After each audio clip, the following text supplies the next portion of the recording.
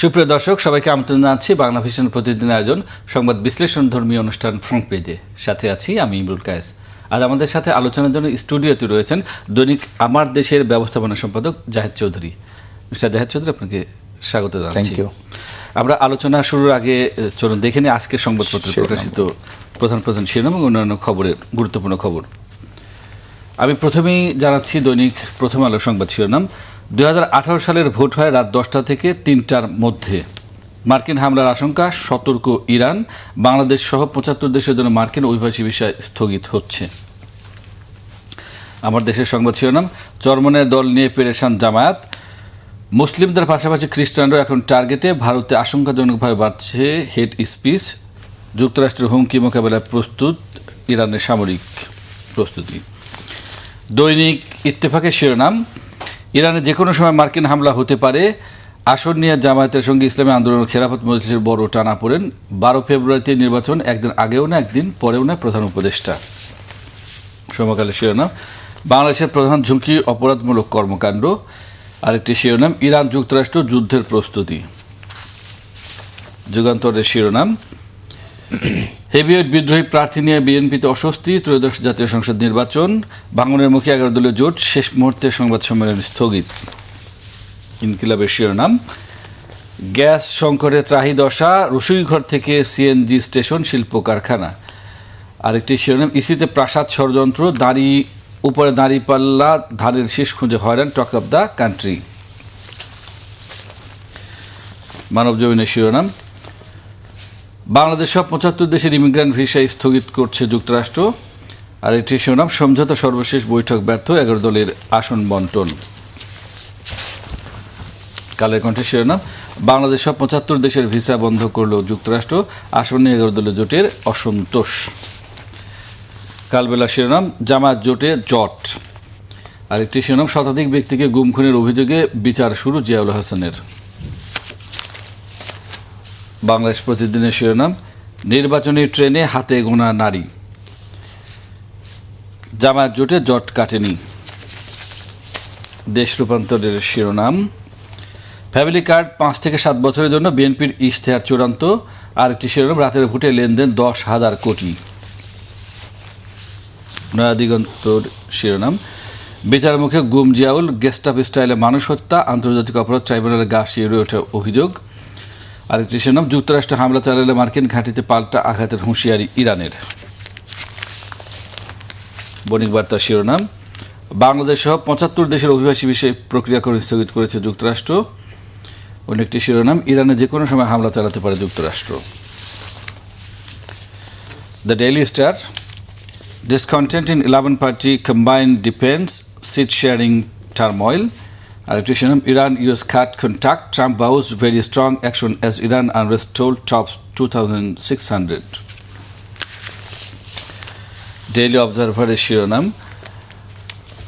Dr. Yunus rules out reconciliation with former regime, former US diplomats meet chief advisor. Arekti শিরোনাম, experts slam use of bank CSR funds for yes vote. এবং সর্বশেষ আমার হাতে রয়েছে নিউজের শিরোনাম। ICT charges ex major general Ziaul Hasan, trial begins on February 8। এবং অন্য একটি শিরোনাম, World Bank cuts growth focus to 4.6% for fiscal year 26। আমরা সবগুলো শিরোনাম দেখলাম। মোটামুটি একটি শিরোনাম কমন, সেটি হচ্ছে যে যেমন মানব জমিন, কালের কণ্ঠ, বণিক বার্তা, আমাদের ইত্তেফাক সব বিভিন্ন পত্রিকায়, প্রথম আলো সব বিভিন্ন পত্রিকায় শিরোনাম করেছে বাংলাদেশের সহ 75 দেশের জন্য মার্কিন অভিবাসী ভিসা প্রক্রিয়া স্থগিত করেছে, যেটি কার্যকর হবে 21 জানুয়ারিতে। আমরা দেখছি যে এমন একটি পরিস্থিতিতে এটি করা হলো যখন বাংলাদেশের বিভিন্ন দেশের ভিসা পাওয়ার ক্ষেত্রে কঠিন হয়ে যাচ্ছে। অর্থাৎ আমরা বিভিন্ন সময় গণমাধ্যমে রিপোর্ট দেখছি যে ইউরোপের বিভিন্ন দেশ, এশিয়ার বিভিন্ন দেশে ভিসা পাওয়ার ক্ষেত্রে কিছুটা কঠিন হয়ে গেছে বাংলাদেশের পাসপোর্টের মূল্যায়ন কমে যাওয়ার কারণে। ঠিক সেই সময় আমরা আবার এই ঘোষণাটি দেখলাম ট্রাম্প প্রশাসনের পক্ষ থেকে যে 75টি দেশ যেটা আছে সেখানে বাংলাদেশও আছে, অভিবাসী ভিসা দেয়া হবে না। এটি নিয়ে যদি বিস্তারিত বল। Thank you. এখানে একটা বিষয় আমি শুরুতে আপনাকে বলতে চাই যে এই 75টি দেশ যেখানে বলা হচ্ছে, এখানে এই মুহূর্তে যুক্তরাষ্ট্রের সাথে সবচেয়ে ভালো সম্পর্ক এই দক্ষিণ পূর্ব এশিয়া কিংবা এশিয়ার দেশগুলোর মধ্যে পাকিস্তানের সাথে তাদের সবচেয়ে ভালো সম্পর্ক। এই দেশগুলোর মধ্যে কিন্তু পাকিস্তানও আছে। সো এটা যে আলাদা করে কোনো একটা বাংলাদেশের উপর কোনো ধরনের নিষেধাজ্ঞা আমেরিকা ইম্পোজ করে দিল, এইটা ভাবার কোনো কারণ নেই। তারা বলছে যে ফক্স নিউজ এটা ডিসক্লোজ করেছে, এই ইনফরমেশনটা ফক্স নিউজের থ্রুতে আসছে এবং ফক্স নিউজকে বলা হয় যে ট্রাম্পের খুব ঘনিষ্ঠ তারা এবং রিপাবলিকানদের তারা সবসময় নির্বাচনে সহযোগিতা করেছে সর্বত্র ফক্স নিউজে। তো এটা নিয়ে দেশে বিদেশে আলোচনা কালকে থেকেই যখন নিউজটা জানাজানি হয়েছে দেশে বিদেশে আলোচনা হচ্ছে। আমার সকালেও বন্ধুবান্ধব আত্মীয় স্বজনরা থাকে আমেরিকাতে, কথা হচ্ছিল, তখনও দেখছিলাম তারা এইটা নিয়ে কনসার্ন, আমেরিকানরা মানে প্রবাসী বাংলাদেশিরা কনসার্ন, তাদের আত্মীয় স্বজন অনেকেই এই অভিবাসন বিষয়ে বাংলাদেশ থেকে প্রতি বছর আমেরিকায় যাচ্ছেন। বিপুল সংখ্যক মানুষ বাংলাদেশ থেকে আমেরিকায় যাচ্ছেন এই অভিবাসন বিষয়, বিশেষ করে যেটাকে আমরা ফ্যামিলি ভিসা হিসেবে চিনি। এবং এই জন্যই বাংলাদেশের কনসার্নটা বেশি যে বহু লোক পাইপলাইনে আসেন, প্রতিদিনই ইউএস এম্বাসিতে ইন্টারভিউ হয় এবং ইন্টারভিউর প্রেক্ষিতে প্রতিদিনই কিছু না কিছু লোক যাচ্ছে এবং শুধু বাংলাদেশ না, এটা সারা ওয়ার্ল্ড ওয়াইড তারা এই ফ্যামিলি ভিসাটাকে চালু রেখেছে দীর্ঘদিন থেকে আমেরিকা। এবং এটা অনেক এখন লেগিংস আছে, এটার মধ্যে প্রায় আপনার 15 বছর আগে যারা অ্যাপ্লাই করেছিল, যাদের ফ্যামিলি মেম্বাররা অ্যাপ্লাই করেছিল, ফ্যামিলি ইউনিফিকেশনের একটা আইডিয়া থেকে এই ভিসাটা চালু করেছিল যে হয়তো এক ভাই আমেরিকায় চলে গেছে, আরেক ভাই বাংলাদেশে পড়ে আছে, বাবা মা এখানে পড়ে আছে, ভাই এখানে, এই সমস্ত কারণ চিন্তা করে এটা চালু করা হয়েছে। তো এইখানে মূলত যে বিষয়টা বলা হয়েছে, আমার ধারণা, আমি নিউজটা ডিটেলস পড়েছি ফক্স নিউজে, আমার ধারণা যে এইটা সাময়িক। এটা তারা প্রাইমারিলি একটা স্টাডি করেছে আমেরিকানরা, ট্রাম্প প্রশাসন স্টাডি করে তারা এটা দেখেছে যে যে সমস্ত দেশের এই ইমিগ্রেন্টরা ওইখানে যাওয়ার পর বিভিন্ন ধরনের আমেরিকান সুযোগ সুবিধা নেন। বিশেষ করে আমি যদি খাদ্য সহায়তার কথা বলি, ফুড স্ট্যাম্প যেটাকে বলে, তারপরে মেডিকেল সহায়তা তো খুব বেশি সংখ্যক বাংলাদেশি যারা ইমিগ্রেন্ট আছেন তারা নিয়ে থাকেন, যেটা সরকারি সহায়তা হিসেবে ট্রিটেড হয়। এবং বয়স্ক ভাতা যদি আমি ধরি, এই জাতীয় নানা ধরনের সরকারি সহায়তা বৈধভাবেই মূলত বাংলাদেশিরা নিয়ে থাকেন। আবার কেউ কেউ কিছুটা নিয়ম বহির্ভূতভাবে কিংবা নিয়মের মারপ্যাচের মধ্যে ফেলে, আইনি মারপ্যাচের মধ্যে ফেলে অনেকে নিয়ে থাকেন। তো তারা এটা একটা স্টাডি করে দেখেছে যে এই তালিকায় বাংলাদেশিরাও রয়েছে এবং বাংলাদেশের অর্ধেক তারা যে স্ট্যাটিস্টিক দিয়েছে সেখানে যে অর্ধেক লোকই মোরাললেস যারা ফ্যামিলি ভিসায় ওইখানে গেছেন তারা প্রায় অর্ধেক লোকই কোনো না কোনো সুবিধা নিয়েছেন। এখানে দুটো বিষয় দেখেন, একটা বিষয় হলো যদি অবৈধভাবে কেউ নিয়ে থাকেন, আইনের ব্যত্যয় করে নিয়ে থাকেন, তার বিরুদ্ধে যুক্তরাষ্ট্র প্রশাসন ব্যবস্থা নিতেই পারে। তাদের আইন যদি কেউ লঙ্ঘন করে থাকেন, যে কন্ডিশনে তাকে এই ফ্যামিলি ভিসাটা দেওয়া হয়েছিল কিংবা ইমিগ্রেন্ট ভিসা দেওয়া হয়েছিল, তার বিরুদ্ধে ব্যবস্থা নিতে পারে। কিংবা ভবিষ্যতে, এখন কিন্তু বিরুদ্ধে ব্যবস্থা নেওয়ার কথা বলা হয় নাই, এখন কিন্তু বলা হয়েছে যে ভবিষ্যতে যারা এখান থেকে যাচ্ছেন তাদের স্ক্রুটিনিটা যাতে প্রপারলি তারা করতে পারে, এই জন্য তারা একটা এই বিরতিটা দিচ্ছে যে 21 তারিখ থেকে বন্ধ রেখে তারা দেখবে এটা সিস্টেমটাকে হয়তো তারা একটু ডেভেলপ করবে, একটা আপগ্রেডেশন করবে, স্ক্যানিংটা হয়তো বেটার করবে। এবং স্ক্যানিংটা যদি বেটার করে তাইলে এখানে কিছু লোক বাদ পড়ে যেতে পারে, যাদের তারা স্টাডি করে দেখবে যে তারা ওইখানে গেলে এই ধরনের সুযোগ সুবিধা নিতে পারে কিংবা তার ফ্যামিলি মেম্বাররা অতীতে অন্য কেউ নিয়েছে, সাপোর্টটা হয়তো স্ট্রঙ্গার করতে পারে। এটা আমরা জানি না কোন দিকে তারা যাবে, তবে তারা করেছে এই কারণে। এখন আমার কথা হলো যদি আইনের ব্যত্যয় করে থাকে তাইলে তারা কিছু করতে পারে, কিন্তু আইনসঙ্গতভাবে যদি বাংলাদেশের কোনো মানুষ এই সুযোগ সুবিধাটা ওইখানে গিয়ে নিয়ে থাকে আমেরিকায়, তাহলে তো এটা নিয়ে বলার কিছু নেই। এখন এটা বলতে হবে তারা পলিসি চেঞ্জ আনছে, পলিসি চেঞ্জ এনে নতুন করে তারা এটা স্ট্রিক্ট করতে পারে। তবে জি, একটা দেশ এটা করতেই পারে, তার স্বাধীনতা আছে। সে ইভেন ভিসা যদি বন্ধও করে দেয়, আপনার আমার কিছু বলার নেই, আমরা আবেদনই করতে পারি, এর বাইরে কিছু বলতে পারবো না, কিংবা মানবিক বিষয়টাকে আমরা সামনে নিয়ে আসতে পারি। তবে এইটাতে আমি যেটা বলতে চাচ্ছি যে এখন যারা ওইখানে অবস্থান করছেন, আমার ধারণা তাদের ক্ষেত্রে তেমন কোনো সমস্যা হবে না, কিন্তু তাদেরকে এই ব্যাপারে সতর্ক হতে হবে যে সরকার যে সমস্ত আইন করছে এই আইনগুলোর ফাঁকফোকরে কোনো বাংলাদেশি যাতে সুযোগ নেওয়ার চেষ্টা না করেন, আইনটাকে ঠিকমতো মেনে চলেন। কারণ এখন ট্রাম্প প্রশাসন আসার পর তারা অভিবাসী বিরোধী একটা প্রশাসন, একটা সরকার, এটা সারা বিশ্বেই এটা তারা মানে বিশ্ববাসীর সাথে যারা অভিবাসী তাদের সাথে এই আচরণটা ট্রাম্প প্রশাসন করছে। অথচ আমেরিকা হলো অভিবাসীদের দেশ, এই ট্রাম্পের বংশধররাও কিন্তু অভিবাসী, এই পুরো আমেরিকাটাই একটা অভিবাসীদের দেশ। সুতরাং তার নীতি আদর্শ, তার সংবিধান, এগুলোর সাথে এইগুলো অনেকটা কন্ট্রাক্ট করে। তারপরেও তারা এটা করছে, এটা সরকার পারে, সরকারের অনেক কিছুই করার আছে। এবং সে অভিবাসী বিদ্বেষী বলে তার এর আগের বক্তৃতাগুলোতে আপনি দেখেছেন খুবই কড়া ভাষায় বিভিন্ন ফেরত পাঠিয়েছে, অনেককে ফেরত না ফেরত পাঠানোর বিষয় যেটা হয়েছে এটা তারা ইনহিউম্যানলি অনেকে তো ফেরত, এটার দরকার ছিল না। মানে আপনি যেটা বলছেন পরে যে মন্তব্যটা করলেন যে বিভিন্ন দেশে তারা হাত করা পরিয়ে এই আপনার পায়ে ডান্ডা বেরিয়ে পরিয়ে ফেরত পাঠিয়েছে, এইটার দরকার ছিল না। কেউ হয়তো এক্সট্রা টাইম ওখানে অবৈধভাবে অবস্থান করছে, তো তাকে ফেরত পাঠালে ধরে ফেরত পাঠিয়ে দিলেই হয়। সে তো সন্ত্রাসী কোনো কার্যক্রমে জড়িত ছিল না, সে একটা অপরাধ করেছে, ভিসা আইন লঙ্ঘন করেছে কিংবা অভিবাসী আইন লঙ্ঘন করেছে, অন্যায়ভাবে কাউকে যদি ধরে থাকে তাহলে তাকে ফেরত পাঠিয়ে দিতে পারে। এটা অন্য সময় পারতো, অন্য সময় সরকারগুলো এটাকে লিবারেলি দেখেছে, ট্রাম্প প্রশাসন এটাকে ভিন্নভাবে নিচ্ছে, তারা লিবারেলি দেখছে না। এখন আমাদের বাংলাদেশের মানুষের যেটা করণীয় হবে যে আইনটাকে একটু মেনে চলা, যাতে এই কোনো সুযোগ কিংবা কোনো অজুহাত, কোনো ছুতায় কাউকে ওইখান থেকে যারা আসে অলরেডি তাদেরকে ফেরত পাঠাতে না পারে। এবং এইখান থেকে যারা যাবেন তারা কাগজপত্রগুলো প্রপারলি রাখবেন, যাতে ভবিষ্যতেও যদি না মেজর কোনো পরিবর্তন না আসে। আমার ধারণা যে এটা সাময়িক পদক্ষেপ, এরপরে এই ভিসাগুলো হয়তো বা আবারও চালু হয়ে যাবে, এই অভিবাসন ভিসাগুলো চালু হবে। কারণ এখানে একটা কথা বলি আমি, যে দেখেন আমেরিকার প্রয়োজন আছে, শুধু এটা ভাবার কোনো কারণ নাই যে বাংলাদেশের মানুষ আমেরিকায় গিয়ে তাদের জীবনমান চেঞ্জ করে সব কিছু করে ফেলছে। আমেরিকানরা যে কাজগুলো করতে পারে না সেই কাজগুলো এই পরিশ্রমী বাঙালি বাংলাদেশি মানুষ সেই কাজগুলো আমেরিকায় গিয়ে করে দিচ্ছে। সুতরাং তার ইকোনমিতে বাংলাদেশের এই মানুষগুলার ব্যাপক ভূমিকা রয়েছে, তার ইকোনমি বিল্ড আপের জন্য ভূমিকা রয়েছে, তার দৈনন্দিন চলার জন্য দরকার রয়েছে। যদি আমি এখানে নিউ ইয়র্কের ট্যাক্সি ড্রাইভারের কথা বলি, নিউ ইয়র্কের ট্যাক্সি ছাড়া একদিন কি চলতে পারবে? নিউ ইয়র্ক শহর অচল হয়ে যাবে। তো এইখানে বাংলাদেশের মানুষ আছে, পাকিস্তানি আছে, ইন্ডিয়ান আছে, অন্যান্য দেশের লোকজন আছে। সো তাকে এইটার বিকল্প যদি না করে সে এই ধরনের অভিবাসনের উপর কড়াকড়ি আরোপ করে, তাহলে তার এখানেই তো অচল অবস্থা দেখা দেবে, তার এখানে ইকোনমির প্রবলেম দেখা দেবে। তার আইটি এক্সপার্টরা হয় ইন্ডিয়ান, বাংলাদেশি, পাকিস্তান, অন্যান্য বিভিন্ন দেশের এই অভিবাসীদের মধ্য থেকেই। সুতরাং এই কড়াকড়ি করলে তাইলে তাকে ওইভাবে একটা কিউবার মতো কিংবা রাশিয়ার মতো ওই রকম দেশ হতে হবে যে ওই নীতি পাল্টে তারা এই রেজিম দিয়ে চালাতে হবে, সেটা নিশ্চয়ই হবে না। কিন্তু আমরা ফেসবুক সহ অন্যান্য সামাজিক যোগাযোগের মাধ্যমে এক ধরনের অপপ্রচার দেখছি যে কয়েকদিন আগে ট্রাম্প প্রশাসন একটা ঘোষণা দিলেন যে এখন থেকে দিতে হলে B1 B2 18 লাখ টাকার মতো জামানত দিতে হবে। এখন এই ঘোষণাটি দিলেন যে বাংলাদেশ সহ অন্যান্য দেশের কথা যেটি আসলো যে অভিবাসন বিষয় স্থগিত করলো।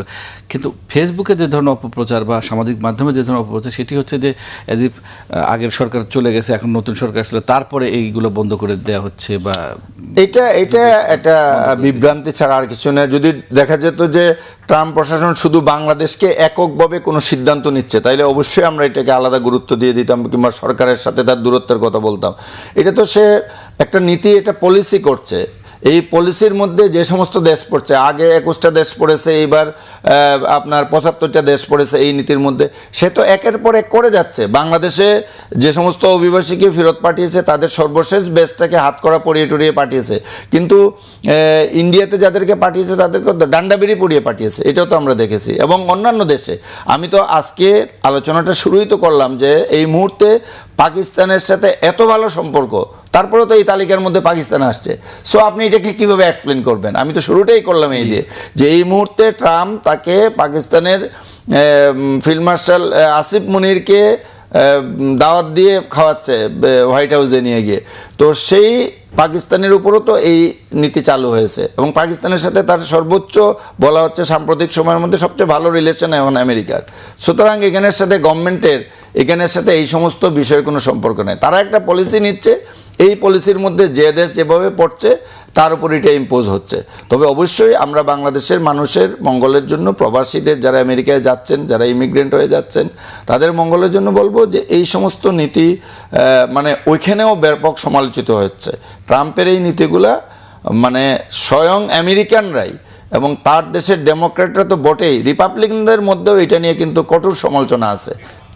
জি, আমরা আসছি প্রিয় দর্শক, আমরা অনুষ্ঠানের এই পর্যায়ে নিচ্ছি ছোট্ট একটি বিজ্ঞাপন বিরতি, সঙ্গেই থাকুন।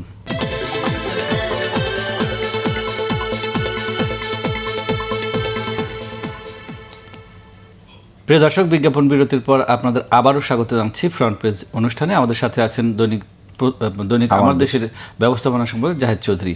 মিস্টার জাহেদ চৌধুরী, আপনি তো ইরানের বিষয়ে অবগত আছেন। ইরানের যে ডেভেলপমেন্টগুলি আমি আপনাকে জানাচ্ছি সেটা হচ্ছে যে আমাদের সব কাগজই প্রায় শিরোনাম করেছে যে 24 ঘন্টার মধ্যে ট্রাম্প অর্থাৎ যুক্তরাষ্ট্র হামলা করতে পারে এবং সতর্ক রয়েছে ইরানও। তারাও বলছে যে হামলা করলে পাল্টা ব্যবস্থা নেওয়া হবে। বিশেষ করে মধ্যপ্রাচ্যের যে সমস্ত দেশে যুক্তরাষ্ট্রের বেসগুলো রয়েছে সেখানে আক্রমণের কথা বলা হচ্ছে। এবং কি নিয়ে আন্দোলন সেটিও আপনি জানেন, যারা বিক্ষোভকারী রয়েছেন কী নিয়ে বিক্ষোভ হচ্ছে সেটিও জানেন। এই পরিস্থিতিতে আসলে কি আশঙ্কা আছে, যুদ্ধ কি এবার বেঁধেই যাচ্ছে?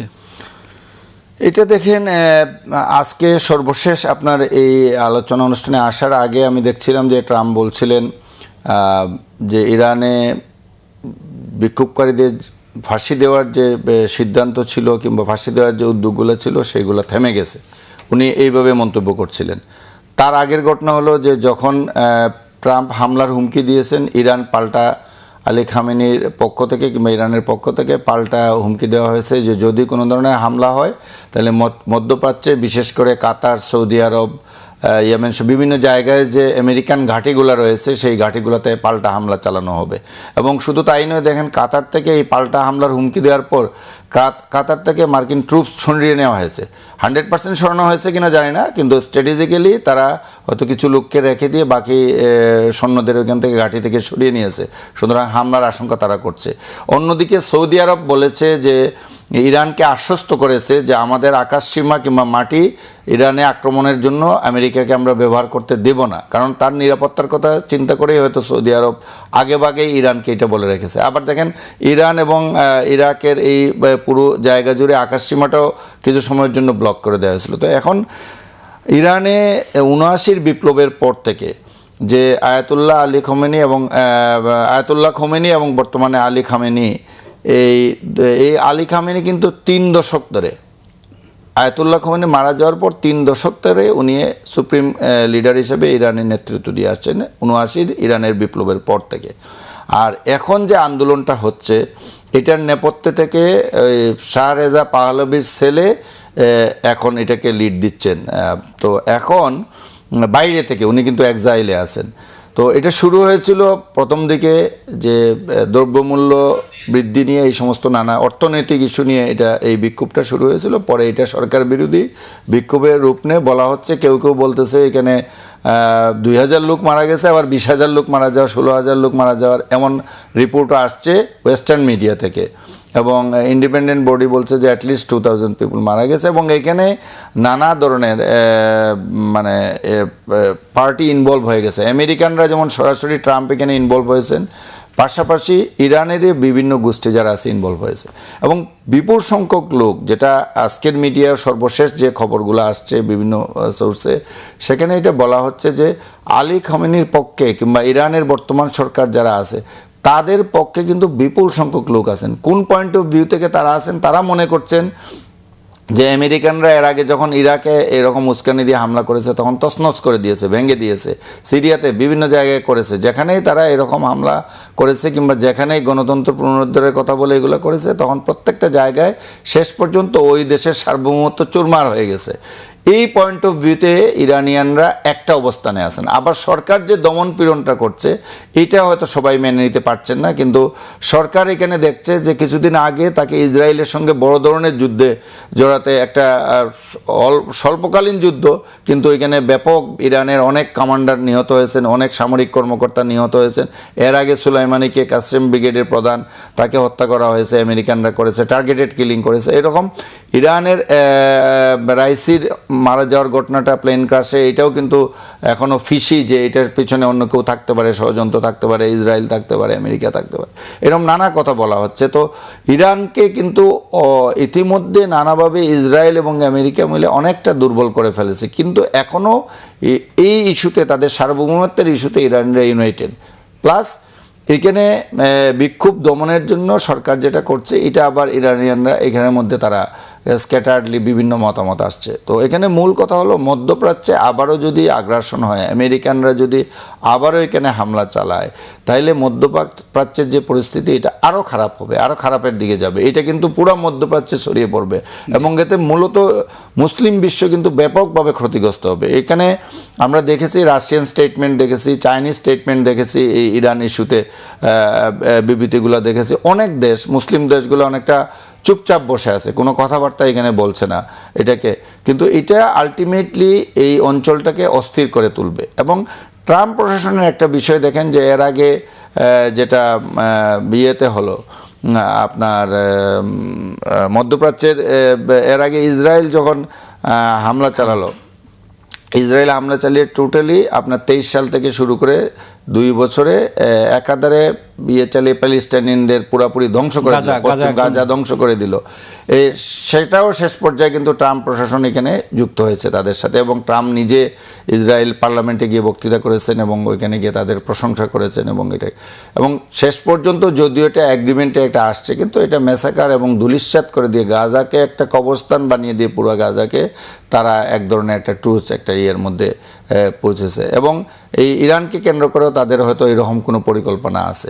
তবে ইরান আর গাজা এক জিনিস নয়। গাজাতে যেটা করা সম্ভব হয়েছে, ইরানে করলে এটার বিস্তৃতিটা অনেক ব্যাপক হবে, ক্ষয়ক্ষতিটা অনেক বেশি হবে, এবং এটা শুধু ইরানের মধ্যে থাকবে না। যেমনটি বলেছে ইরান যে ঘাঁটি ব্যবহার করাবে সেই দেশে তারা আক্রমণ করবে, তাহলে কাতার, সৌদি আরব সহ এই পুরো রিজিয়নটা অস্থির হয়ে যাবে, কিংবা পুরো রিজিয়নটা যুদ্ধের মধ্যে এক ধরনের জড়িয়ে পড়তে পারে। আবার বড় দেশগুলো যারা আছে তারাও হয়তো এক পর্যায়ে গিয়ে দেখা যেতে পারে এটাতে জড়িয়ে পড়বে। সো এটা আমাদের এই মধ্যপ্রাচ্যের জন্য, এই এশিয়ার জন্য একটা অশনি সংকেতই বলতে হবে। ইরানের সাথে তো আমরা দেখি যে চীন, রাশিয়া এদের একটি স্ট্র্যাটেজিক পার্টনারশিপ রয়েছে। সেক্ষেত্রে ওই দেশগুলো কি ক্ষেত্রে আপনি এই দেশগুলোর ক্ষেত্রে আসলে এখন দেখেন, আবার কেন জানি সাম্প্রতিক সময়ে মনে হচ্ছে যে একক বিশ্বের দিকে সব কিছু আবার চলে যাচ্ছে। মাঝখানে যে একটা ব্যালেন্স আসছিল, আবার ইউনিপোলার ওয়ার্ল্ড হয়ে যাচ্ছে। আমেরিকা এখন যেভাবে সব জায়গায় ছড়িয়ে ঘোরাচ্ছে এবং সিদ্ধান্ত নিচ্ছে, অন্যদের বয়সটা কিন্তু সেই তুলনায় কোনো বয়স নেই। যেটা বারবার বলা হচ্ছিল,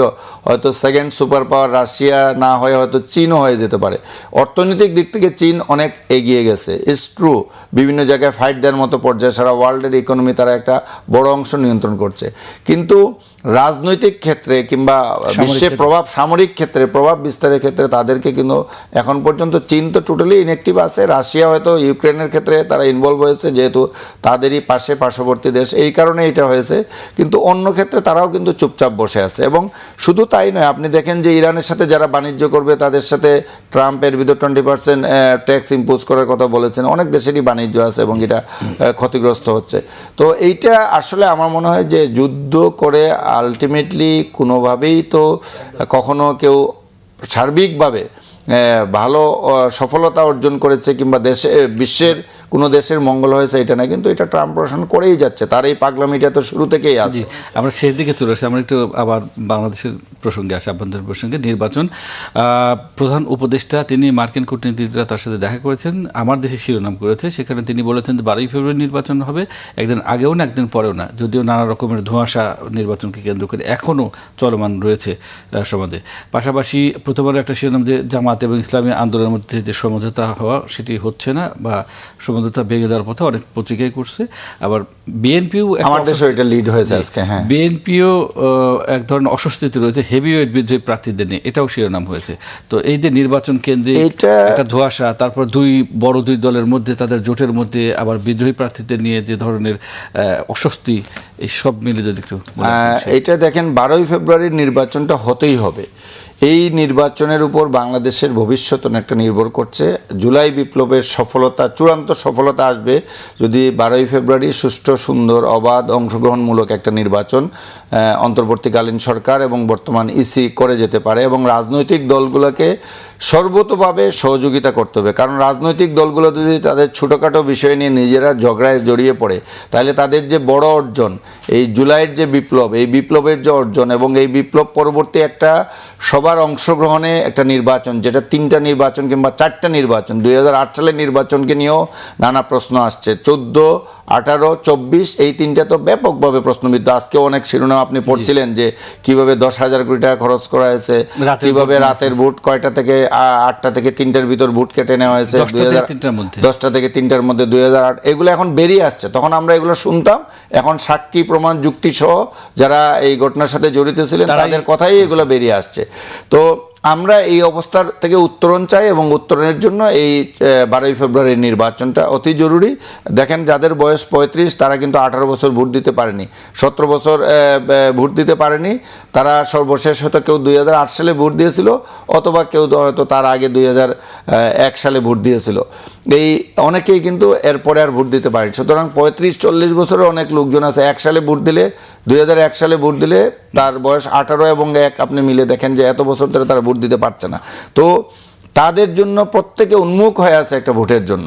আর এখানে বড় রাজনৈতিক দলগুলো নির্বাচনের আগে জোট নিয়ে ভাঙ্গাগড়া চলে। জামাত এই মুহূর্তে সবচেয়ে বেশি পেরেশানিতে আছে, ইসলামী ঐক্য জোট হাত পাকা, তারা আসন বেশি দাবি করতে করতে এমন পর্যায়ে গেছে কোনোভাবেই তাদেরকে ভাগে আনতে পারছে না। তারা যে কোনো মুহূর্তে যদি পজিটিভ কিছু হয় আজকেও আসতে পারে, তারা কালকেও আশাবাদ ব্যক্ত করেছে জামাতের পক্ষ থেকে যে তারা হয়তো শেষ পর্যন্ত জোটটাকে টিকিয়ে রাখতে পারবে। আর টিকিয়ে যদি নাও রাখে, হাত পাকা যদি বেরিয়ে যায় ইসলামী আন্দোলন, তাতেও তাদের নির্বাচন করতে হবে। আর বিএনপির বিদ্রোহী প্রার্থী, এটা অল্প সংখ্যক বিদ্রোহী প্রার্থী আছে, এটা যে কোনো রাজনৈতিক দলে যে কোনো নির্বাচনে হয়, কয়েকজন প্রার্থী আছে, এটাকে তারা ম্যানেজ করার চেষ্টা করছে, না করলেও এটা ভোট তারা করতে পারবে। এর বাইরে ব্যালট ট্যালট নিয়ে কিছু অভিযোগ আসছে, পোস্টাল ব্যালট নিয়ে, এটা ইসি একটা ব্যাখ্যা দিয়েছে এবং ইসি বলেছে যারা এই ভিডিও করে ছেড়েছে এটা ঠিক হয়নি, এটা অন্যায় হয়েছে। সুতরাং পোস্টাল ব্যালট থেকে দুর্বলতাগুলো দূর করা প্রয়োজন। ধন্যবাদ মিস্টার জাহেদ চৌধুরী।